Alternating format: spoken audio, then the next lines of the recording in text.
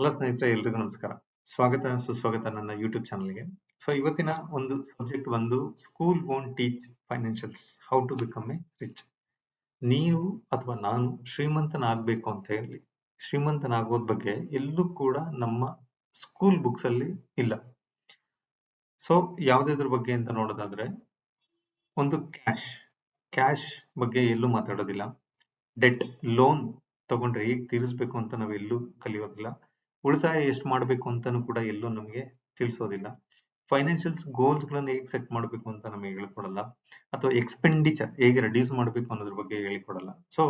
ನಾವು ಕಲಿಯುವಂಥದ್ದು ಏನಂತಂದ್ರೆ, ಜಾಬ್ ಹೇಗೆ ತಗೊಳ್ಬೇಕು, ಸ್ಯಾಲ್ರಿ ಹೇಗೆ ಇನ್ಕ್ರೀಸ್ ಮಾಡ್ಕೊಳ್ಬೇಕು, ನಾವು ಡಿಸಿಪ್ಲಿನ್ ಹೇಗಿರ್ಬೇಕು, ಮತ್ತೆ ಪೇರೆಂಟ್ಸ್ಗೆ ಎಷ್ಟು ರೆಸ್ಪೆಕ್ಟ್ ಕೊಡ್ಬೇಕು, ಟೀಚರ್ಸ್ಗೆ ಎಷ್ಟು ರೆಸ್ಪೆಕ್ಟ್ ಕೊಡ್ಬೇಕು. ಈ ವಿಚಾರದ ಬಗ್ಗೆ ನಾವು ತುಂಬಾ ಕಲಿತೀವಿ. ಎಲ್ಲೂ ಕೂಡ ಹಣದ ವಿಚಾರ ನಾವು ಎಲ್ಲೂ ಕಲಿಯೋದಿಲ್ಲ. ಇವನ್ ನಾವು ಜಾಬ್ ಬಂದ್ರೂ ಕೂಡ ನಾವು ಹಣ ಹೇಗೆ ಉಪಯೋಗಿಸ್ಬೇಕು, ಹಣ ಹೇಗೆ ಇನ್ವೆಸ್ಟ್ಮೆಂಟ್ ಮಾಡಬೇಕು, ಹೇಗೆ ರಿಟೈರ್ಮೆಂಟ್ ಬೆನಿಫಿಟ್ ನ ಮಾಡ್ಕೊಳ್ಬೇಕು, ಎಷ್ಟು ಹಣ ಉಳಿತಾಯ ಮಾಡಿದ್ರೆ ನಮ್ಮ ಫ್ಯೂಚರ್ ಅಲ್ಲಿ ಎಷ್ಟು ಹಣ ಸಿಗುತ್ತೆ ಅನ್ನೋದ್ರ ಬಗ್ಗೆ ಎಲ್ಲೂ ಕೂಡ ನಾವು ಮಾಹಿತಿನ ತಿಳ್ಕೊಳ್ಳೋದು ಇಲ್ಲ, ಅಥವಾ ಪಾಠದಲ್ಲಿ ಎಲ್ಲೂ ಕೂಡ ಕಲಿಸೋದಿಲ್ಲ. ಯಾಕೆಂತ ಹೇಳಿದ್ರೆ, ನಮ್ಮ ಬರುವಂತ ಸಬ್ಜೆಕ್ಟ್ ಗಳಲ್ಲಿ ನಮ್ಮ ನಾಲೆಡ್ಜ್ ಇಂಪ್ರೂವ್ ಆಗುತ್ತೆ. ಜಾಬ್ ಗಿಟ್ಟಿಸ್ಕೊಳ್ಳೋಕೆ ನಾವು ನಾಲೆಡ್ಜ್ ಅನ್ನ ನಾವು ಡೆವಲಪ್ ಮಾಡ್ಕೊಳ್ತೀವಿ. ಜೊತೆಗೆ ಡಿಸಿಪ್ಲಿನ್ ಅಂತ ಹೇಳಿ ಕಲಿತೀವಿ. ಮತ್ತೆ ಜನರಲ್ ನಾಲೆಡ್ಜ್ ಅನ್ನ ತಗೊಳ್ತೀವಿ. ಬಟ್ ಹಣದ ಬಗ್ಗೆ ಎಲ್ಲೂ ಕೂಡ ನಾವು ಮಾಹಿತಿನ ತಿಳ್ಕೊಳ್ಳೋದಿಲ್ಲ, ಅಥವಾ ತಿಳ್ಕೊಳ್ಳೋಕೆ ಹೋಗೋದು ಇಲ್ಲ. ಅದ್ರ ಬಗ್ಗೆ ವಿಚಾರನೂ ಕೂಡ ಮಾಡೋದಿಲ್ಲ. ಹಾಗಾಗಿ ಇವತ್ತು ನಾನು how to become a rich ಅನ್ನೋದನ್ನ ಎಲ್ಲಿ ಹೇಗೆ ಮಾಡಿದ್ರೆ, ಅಥವಾ ನಾವು ಸ್ಕೂಲಲ್ಲಿ ಕಲಿದೇ ಇರೋಂಥ ಪಾಠವನ್ನ ಇಲ್ಲಿ ಕಲಿತಾ ಇದೀವಿ. ಅದು ಯಾವಾಗ ಆಫ್ಟರ್ 28 ಇಯರ್ಸ್ ನಂತರ ಅಥವಾ 25 ಇಯರ್ಸ್ ನಂತರ ನಾವು ನಮ್ಮ ಕಂಪ್ಲೀಟ್ ಎಜುಕೇಶನ್ ಮುಗಿದ ನಂತರ ಜಾಬ್ಗೆ ಸೇರ್ಕೊಳ್ಳುವಾಗ ನಾವು ಅದ್ರ ಬಗ್ಗೆನೂ ಕೂಡ ಯೋಚನೆ ಮಾಡೋದಿಲ್ಲ. ಅದಾದ್ಮೇಲೆ ಕೂಡ ಈಗ ನಾವು ಯೋಚನೆ ಮಾಡ್ತಾ ಇದೀವಿ. ಮೊದಲನೇದು ನೋಡೋದಾದ್ರೆ, first point, school teach you how to how to earn salary and not how to grow wealth. ಅವಾಗ್ಲೇ ಹೇಳಿದ ಹಾಗೆ, ಸ್ಯಾಲ್ರಿನ ಹೇಗೆ ಅರ್ನ್ ಮಾಡಬೇಕು ಅನ್ನೋದ್ರ ಬಗ್ಗೆ ನಾವು ಹೆಚ್ಚು ಪಾಠ ಕಲಿತೀವಿ. ಆದ್ರೆ ನಮ್ಮ ಹಣನ ಹೇಗೆ ಬೆಳೆಸ್ಬೇಕು ಅನ್ನೋದ್ರ ಬಗ್ಗೆ ನಾವು ಎಲ್ಲೂ ಕೂಡ ಸ್ಕೂಲಲ್ಲಿ ನಮಗೆ ಮಾಹಿತಿನ ಕೊಡೋದಿಲ್ಲ, ಅಥವಾ ಆ ಒಂದು ಸಬ್ಜೆಕ್ಟ್ ಅಲ್ಲಿ ಕೂಡ ಇರೋದಿಲ್ಲ. ಎರಡನೇ ಪಾಯಿಂಟ್ ನೋಡೋದಾದ್ರೆ, you learn subjects but not how to money works in your real life. ನಾವು ಗಳಿಸ್ತಕ್ಕಂತ ಹಣ ನಮ್ಮ ರಿಯಲ್ ಲೈಫ್ ಅಲ್ಲಿ ಹೇಗೆ ವರ್ಕ್ ಮಾಡುತ್ತೆ, ಅಥವಾ ಹೇಗೆ ಉಳಿತಾಯ ಮಾಡಬೇಕು ಅನ್ನೋದ್ರ ಬಗ್ಗೆ ಎಲ್ಲೂ ಕೂಡ ಮಾಹಿತಿ ನಮ್ಮ ಸ್ಕೂಲಲ್ಲಿ ಟೀಚ್ ಮಾಡೋದಿಲ್ಲ.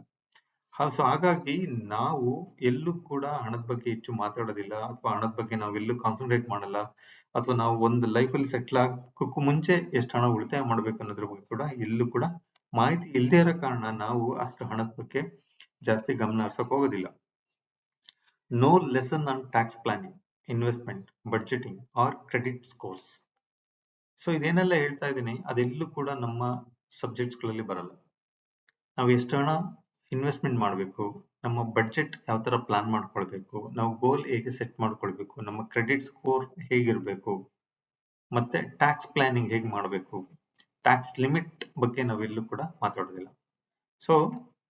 ಹಾಗಾಗಿ ನಮಗೆ ಹಣದ ಬಗ್ಗೆ ಸ್ವಲ್ಪ ಇಂಟ್ರೆಸ್ಟಿಂಗ್ ಕಡಿಮೆನೇ ಇರುತ್ತೆ. You learn how to get a job, not how to create a multiple streams of income. Job ಹೇಗೆ ತಗೊಳ್ಬೇಕು ಅನ್ನೋದನ್ನ ಮಾಹಿತಿನ ತಿಳ್ಕೊಳ್ತೀವಿ, ಆದ್ರೆ ಮಲ್ಟಿಪಲ್ ಸ್ಟ್ರೀಮ್ಸ್ ಆಫ್ ಇನ್ಕಮ್ ಹೇಗೆ ಮಾಡಬೇಕು, ಅದಕ್ಕೆ ಏನ್ ಕೆಲಸ ಮಾಡಬೇಕು, ಅದಕ್ಕೆ ಏನ್ ನಾಲೆಡ್ಜ್ ಗೇನ್ ಮಾಡಬೇಕು ಅನ್ನೋದ್ರ ಬಗ್ಗೆ ಎಲ್ಲೂ ಕೂಡ ನಾವು ಆ ಮಾಹಿತಿನ ತಿಳ್ಕೊಳಕ್ ಇಷ್ಟಪಡೋದಿಲ್ಲ. ಬಿಕಾಸ್ ಸ್ಕೂಲ್ ಕೂಡ ಸಬ್ಜೆಕ್ಟ್ ಅಲ್ಲಿ ಏನಿರುತ್ತೆ ಆ ಸಬ್ಜೆಕ್ಟ್ ಬಿಟ್ರೆ ಬೇರೆ ವಿಚಾರಗಳ ಬಗ್ಗೆ ನಾನು ಕಲ್ತಿಲ್ಲ, ನೀವು ಕಲ್ತಿಲ್ಲ, ಅಥವಾ ಮುಂದಿನ ಪೀಳಿಗೆಯನ್ನು ಕೂಡ ಕಲಿತಾ ಇಲ್ಲ. ಹಾಗಾಗಿ ಹಣದ ವಿಚಾರದ ಬಗ್ಗೆ ಅಂತ ಬಂದಾಗ ಯಾರಿಗೂ ಕೂಡ ಮಾಹಿತಿ ಅರ್ಧಂಬರ್ಧ ಇರುತ್ತೆ. ಯಾರೆಲ್ಲ ಬಿಸ್ನೆಸ್ ಮಾಡ್ತಾ ಇರ್ತಾರೆ, ಹೈ ಲೆವೆಲ್ ಬಿಸ್ನೆಸ್ ಮಾಡ್ತಾ ಇರ್ತಾರೆ, ಹಣ ಹೆಚ್ಚು ಗ್ರೋ ಆಗ್ತಾ ಇರುತ್ತೆ, ಅಂತವ್ರ ಮನೆಯಲ್ಲಿ ಸ್ವಲ್ಪ ಅವರಿಗೆ ಜನರಲ್ ನಾಲೆಡ್ಜ್ ಆಗಿ ಕೆಲವೊಂದು ವಿಚಾರಗಳ ಬಗ್ಗೆ ಹೇಳಿಕೊಡ್ತಾರೆ. ಮನಿ ಹೇಗೆ ಗ್ರೋತ್ ಆಗುತ್ತೆ, ನಮ್ಮ ರಿಯಲ್ ಲೈಫ್ ಅಲ್ಲಿ ಮನಿ ಎಷ್ಟು ಇಂಪಾರ್ಟೆನ್ಸ್, ಬಡ್ಜೆಟ್ ಮಾಡೋದು ಎಷ್ಟು ಇಂಪಾರ್ಟೆನ್ಸ್, ಮತ್ತೆ ಮಲ್ಟಿಪಲ್ ಸ್ಟ್ರೀಮ್ಸ್ ಆಫ್ ಇನ್ಕಮ್ ಎಷ್ಟು ಇಂಪಾರ್ಟೆಂಟ್. ಅದೇ ತರ ನಮ್ಮ ಫೈನಾನ್ಷಿಯಲ್ ರಿಸ್ಕ್ಸ್ ಹೇಗಿರುತ್ತೆ, ಅದನ್ನ ಹೌ ಟು ಕ್ಯಾಲ್ಕುಲೇಟ್. ಇದೆಲ್ಲ ವಿಚಾರದ ಬಗ್ಗೆ ಆ ಒಂದು ಮನೆಯಲ್ಲಿ ಅಥವಾ ಆ ಒಂದು ಬಿಸ್ನೆಸ್ ಫೀಲ್ಡ್ ಯಾರಿರ್ತಾರೆ ಅವರು ಕೂಡ ಮಾಹಿತಿನ ಮಕ್ಕಳಿಗೆ ಕೊಡ್ತಾ ಇರ್ತಾರೆ. ಸೊ ಅಪಾರ್ಟ್ ಫ್ರಮ್ ಬೇರೆ ಫ್ಯಾಮಿಲಿ ಅಂತ ನೋಡೋದಾದ್ರೆ ಈ ಏನೆಲ್ಲ ಪಾಯಿಂಟ್ಸ್ ಗಳಿದೆ ಆ ಪಾಯಿಂಟ್ಸ್ ಗಳ ಬಗ್ಗೆ ಎಲ್ಲೂ ಕೂಡ ಸಬ್ಜೆಕ್ಟ್ ಬಗ್ಗೆ ಮಾತಾಡೋದಿಲ್ಲ, ಅಂದ್ರೆ ಮನಿ ಬಗ್ಗೆ ಮಾತಾಡೋದಿಲ್ಲ. ಸೊ ಹಾಗಾಗಿ ನಾವು ಅಲ್ಲಿ ಕಲಿಯುವಂತ ವಿಚಾರ ಅವಾಗ್ಲೇ ಹೇಳ್ದಂಗೆ ಜಾಬ್ ತಗೊಳ್ಳೋದ್ ಬಗ್ಗೆ ಅಥವಾ ಆ ಒಂದು ಪರ್ಟಿಕ್ಯುಲರ್ ಕಾಂಪೊನೆಂಟ್ ಬಗ್ಗೆ ಮಾತ್ರ ನಮಗೆ ಮಾಹಿತಿ ಇರುತ್ತೆ. ಬೇರೆ ಬೇರೆ ವಿಚಾರಗಳ ಬಗ್ಗೆ ಮಾಹಿತಿ ತುಂಬಾನೇ ಕಡಿಮೆ ಇರುತ್ತೆ. So what you must learn to become a wealthy.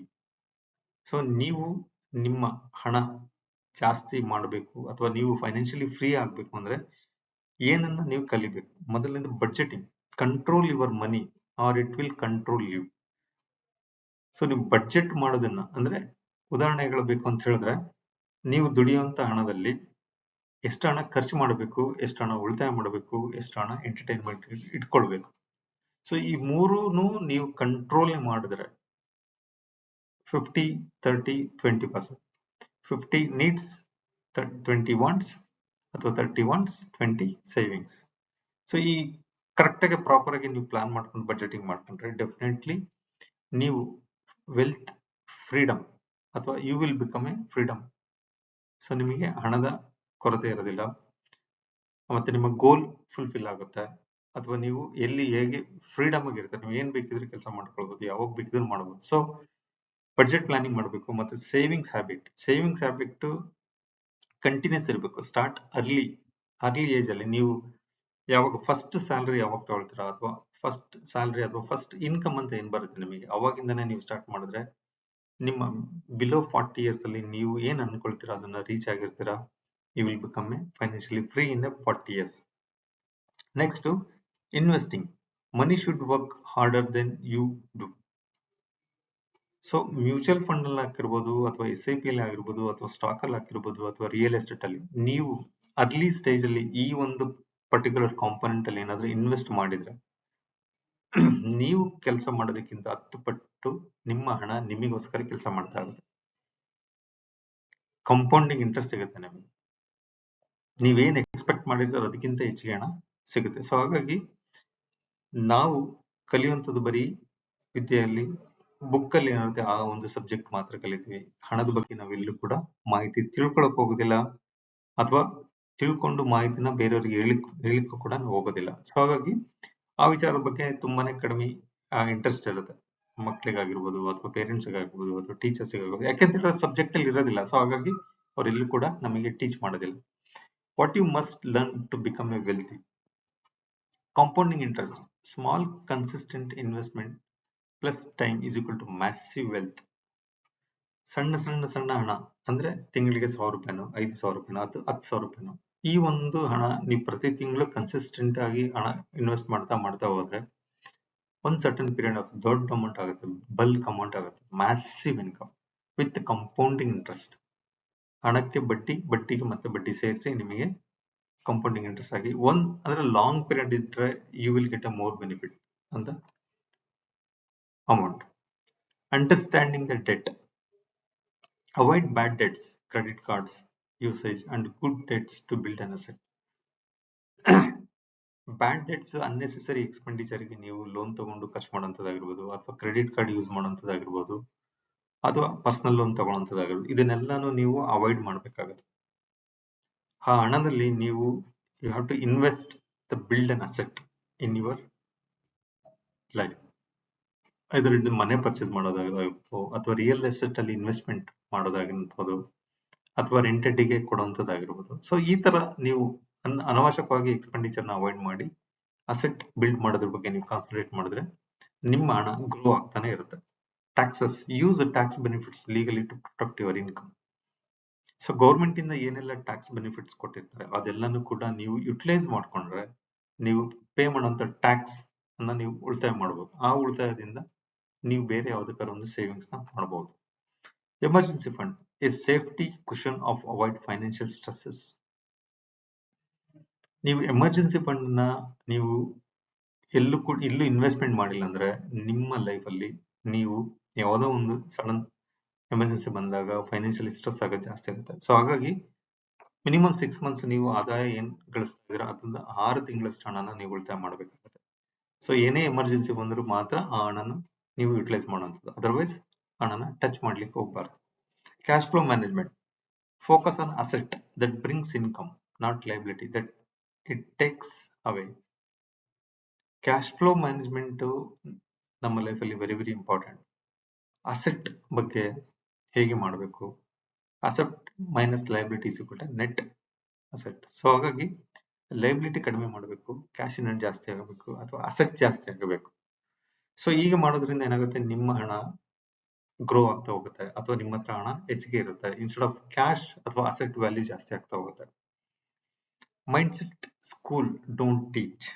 ಯಾವ್ದಿದು ಅಂತ ನೋಡೋದಾದ್ರೆ, ರಿಚ್ ಮೈಂಡ್ ಸೆಟ್ ಅನ್ನ ಎಲ್ಲೂ ಕೂಡ ಸ್ಕೂಲಲ್ಲಿ ಟೀಚ್ ಮಾಡಲ್ಲ. ಇನ್ವೆಸ್ಟ್ಮೆಂಟ್ ಅಂಡ್ ಮಲ್ಟಿಪ್ಲೈ ಆಗುವಂತ ಹಣ ಬಗ್ಗೆ ಎಲ್ಲೂ ಕೂಡ ಮಾಹಿತಿನ ತಿಳಿಸೋದಿಲ್ಲ. ಬೇಕಾದ್ರೆ ಯಾಕೆಂತ ಹೇಳಿದ್ರೆ, ನಮ್ಮ ಸಬ್ಜೆಕ್ಟ್ಗಳಲ್ಲಿ ಅಥವಾ ನಮ್ಮ ಒಂದು ಕರ್ನಾಟಕದಾಗಿರ್ಬೋದು ಅಥವಾ ಇಂಡಿಯಾದಲ್ಲಿ ಏನಾಗಿದೆ, ಅದ್ಯಾವುದು ಕೂಡ ಹಣದ ಬಗ್ಗೆ ಎಲ್ಲೂ ಕೂಡ ಮಾಹಿತಿ ಇಲ್ಲ. ಸೊ ಹಾಗಾಗಿ ಮಕ್ಕಳಿಗೆ ಎಲ್ಲೂ ಕೂಡ ಹಣದ ಬಗ್ಗೆ ಆಸಕ್ತಿ ಇರೋದಿಲ್ಲ, ಅಥವಾ ಕೇರ್ಲೆಸ್ ಇರುತ್ತೆ. ಹಣ ಹೇಗೆ ಬೇಕಾದ್ರೆ ಯುಟಿಲೈಸ್ ಮಾಡ್ತಾರೆ. ಸೊ ಅದು ಫ್ರಮ್ ದ ಬಿಗಿನಿಂಗ್ ನಾವು ಹಣದ ಬಗ್ಗೆ, ಅಥವಾ ಮಲ್ಟಿಪಲ್ ಸ್ಟ್ರೀಮ್ಸ್ ಆಫ್ ಇನ್ಕಮ್ ಬಗ್ಗೆ, ಅಥವಾ ಪ್ಯಾಸಿವ್ ಇನ್ಕಮ್ ಹೇಗೆ ಮಾಡೋದ್ರ ಬಗ್ಗೆ, ಅಥವಾ ವೆಲ್ತ್ ಹೇಗೆ ಕ್ರಿಯೇಟ್ ಮಾಡೋದು ಅನ್ನೋದ್ರ ಬಗ್ಗೆ ನಾವು ಮಾಹಿತಿ ಕೊಡ್ತಾ ಬಂದ್ರೆ, ಅವ್ರು ಆ ಒಂದು ಸಟನ್ ಏಜ್ ಅಲ್ಲಿ ಸ್ವಲ್ಪ ಕಲ್ತಾರೆ. ಅವ್ರು when he start working as an employee ಅಥವಾ ಕನ್ಸಲ್ಟೆಂಟ್, ಅವಾಗ ಅವನು ಸೇವಿಂಗ್ಸ್ ಮಾಡ್ಲಿಕ್ಕೆ ಸ್ಟಾರ್ಟ್ ಮಾಡ್ತಾನೆ, ಅಥವಾ ಇನ್ವೆಸ್ಟ್ಮೆಂಟ್ ಮಾಡ್ಲಿಕ್ಕೆ ಸ್ಟಾರ್ಟ್ ಮಾಡ್ತಾನೆ.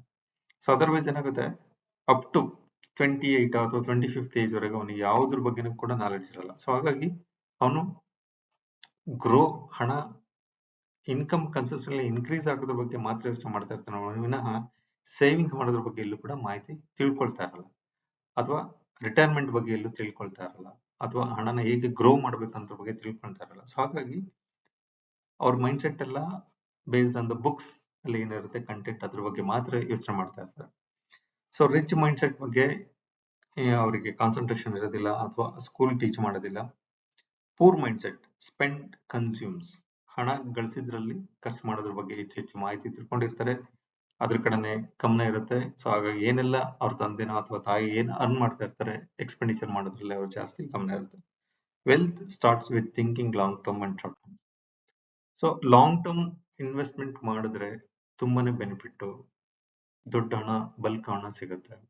ಶಾರ್ಟ್ ಟರ್ಮ್ ಇನ್ವೆಸ್ಟ್ಮೆಂಟ್ ಮಾಡಿದ್ರೆ ಏನಾಗುತ್ತೆ ಅಂತ ಹೇಳಿದ್ರೆ, ನಿಮಗೆ ಲೆಸ್ ಇನ್ಕಮ್ ಸಿಗುತ್ತೆ, ಅಥವಾ ನೀವು ಇನ್ವೆಸ್ಟ್ಮೆಂಟ್ ಮಾಡಿದಷ್ಟೇ ಸಿಗುತ್ತೆ, ಅಥವಾ ಸರ್ಟನ್ ಪರ್ಸೆಂಟೇಜ್ ಆಫ್ ಇಂಟ್ರೆಸ್ಟ್ 5% 4% ಅಷ್ಟು ಸಿಗುತ್ತೆ. ನೀವು ಎಕ್ಸ್ಪೆಕ್ಟೇಷನ್ ಮಾಡಿದಷ್ಟು ಹಣ ಸಿಗೋದಿಲ್ಲ. ಸೊ ಹಾಗಾಗಿ ಲಾಂಗ್ ಟರ್ಮ್ ಇನ್ವೆಸ್ಟ್ಮೆಂಟ್ ಮಾಡಿದ್ರೆ ತುಂಬಾ benefit. How to become a financially strong. ನೀವು ಹೇಗೆ ಸ್ಟ್ರಾಂಗ್ ಆಗಬೇಕು, skills to become a financially strong. So ನೀವು ಫೈನಾನ್ಷಿಯಲಿ ಸ್ಟ್ರಾಂಗ್ ಆಗಬೇಕು ಅಂದ್ರೆ ನೀವು ಫೈನಾನ್ಷಿಯಲ್ ಪ್ಲಾನ್ ಮಾಡಬೇಕು. ನೀವೇನೆಲ್ಲ ಹಣ ಗಳಿಸ್ತಾ ಇದ್ದೀರಾ ಅದ್ರ ಬಗ್ಗೆ ನೀವು ಪ್ಲಾನ್ ಮಾಡಬೇಕು. ಜೊತೆಗೆ ಡಿಸಿಷನ್ ಮೇಕಿಂಗ್, ನಾನು ಎಷ್ಟು ಹಣನ ಉಳಿತಾಯ ಮಾಡಿ ಎಷ್ಟು ಹಣನ ಇನ್ವೆಸ್ಟ್ಮೆಂಟ್ ಮಾಡಬೇಕು, ಶೇರ್ ಅಲ್ಲಿ ಮಾಡಬೇಕು, ಮ್ಯೂಚುವಲ್ ಫಂಡ್ ಅಲ್ಲಿ ಮಾಡಬೇಕು, ಇದ್ರ ಬಗ್ಗೆ ಎಲ್ಲಾನು ನೀವು ಡಿಸಿಷನ್ ತಗೊಳ್ಳುವಂಥದ್ದು ಸ್ಕಿಲ್ ಇರಬೇಕಾಗುತ್ತೆ. ಮತ್ತೆ ಗೋಲ್ ಸೆಟ್ಟಿಂಗ್ ಸ್ಕಿಲ್ಸ್, ಮತ್ತೆ ನೆಗೋಸಿಯೇಷನ್ಸ್, ನಿಮ್ಮ ಸ್ಯಾಲರಿಯಲ್ಲಿ ಆಗಿರ್ಬೋದು, ಅಥವಾ ನೀವು ಮಾಡುವಂತ ಕೆಲಸದಲ್ಲಾಗಿರ್ಬೋದು, ಅಥವಾ ನೀವು ಬಿಸ್ನೆಸ್ ಅಲ್ಲಿ ನೆಗೋಸಿಯೇಷನ್ ಮಾಡೋದಾಗಿರ್ಬೋದು. ಸೊ ಈ ಒಂದು ನೆಗೋಸಿಯೇಷನ್ ಇಲ್ಲ ಅಂತ ಹೇಳಿದ್ರೆ ನೀವು ಫೈನಾನ್ಷಿಯಲಿ ಸ್ಟ್ರಾಂಗ್ ಆಗ್ಲಿಕ್ಕೆ ಸಾಧ್ಯನೇ ಇಲ್ಲ. ಆಮೇಲೆ ಮನಿ ಡಿಸಿಪ್ಲಿನ್. ಸೊ ಈ 5 ಕಂಟೆಂಟ್ ಏನಿದೆ, ಈ 5 ಕಂಟೆಂಟ್ ಅಲ್ಲಿ ನೀವು ಒಂದ್ ವೇಳೆ ಸ್ಟ್ರಾಂಗ್ ಇದ್ರೆ, you will become a stronger and become a financially free. ಯಾಕಂತ ಹೇಳಿದ್ರೆ ಫೈನಾನ್ಷಿಯಲ್ ಪ್ಲಾನಿಂಗ್ ಮಾಡಬೇಕು, ಡಿಸಿಷನ್ ತಗೊಳ್ಬೇಕು, ಗೋಲ್ ಸೆಟ್ ಮಾಡಬೇಕು, ನೆಗೋಸಿಯೇಷನ್ ಇರಬೇಕು, ಮತ್ತೆ ಮನಿ ಡಿಸಿಪ್ಲಿನ್ ಇರಬೇಕು. ಸೊ ಇದಿಷ್ಟೂ ನೀವು ಒಂದ್ ವೇಳೆ ಅಳವಡಿಸ್ಕೊಂಡಿದ್ರೆ ಖಂಡಿತವಾಗಿ ನೀವು ಇಲ್ಲಿ become financially free in your life. Thank you for watching my video. ನನ್ನ ಯೂಟ್ಯೂಬ್ ಚಾನಲ್ ಹೆಸರು ಬಂದು ವೆಲ್ತಿ ಕೃಷ್ಣ ಅಂತ ಬಿಟ್ಟು, ದಯವಿಟ್ಟು ಸಬ್ಸ್ಕ್ರೈಬ್ ಮಾಡ್ಕೊಳ್ಳಿ, ಮತ್ತೆ ಬೆಲ್ ಐಕನ್ ಪ್ರೆಸ್ ಮಾಡಿ ಅಂತ ಹೇಳ್ತಾರೆ. Thank you very much.